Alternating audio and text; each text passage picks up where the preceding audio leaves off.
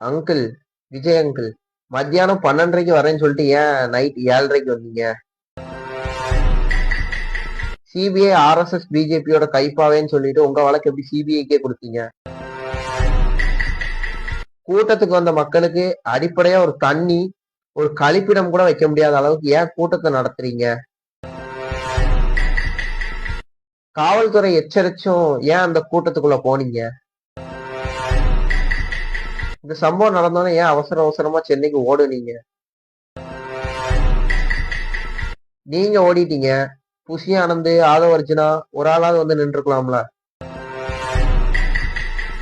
காவல்துறையின துப்பாக்கி வச்சுட்டு அங்க கரூர் வாசல்ல உட்காந்துருந்ததா? தாவேக்காரங்க வந்து சுட்டு தள்ளிடுவோன்னு. சிபிஐ பிஜேபியோட கைப்பாவேன்னு சொல்லிட்டு உங்க வழக்கையும் எப்படி சிபிஐக்கு கொடுத்தீங்க?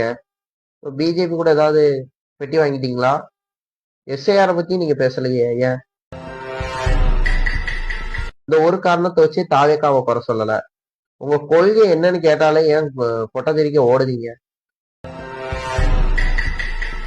அண்ணன் சீமான் கேள்விக்கு ஏன் பதில் சொல்ல மாட்டேங்கிறீங்க?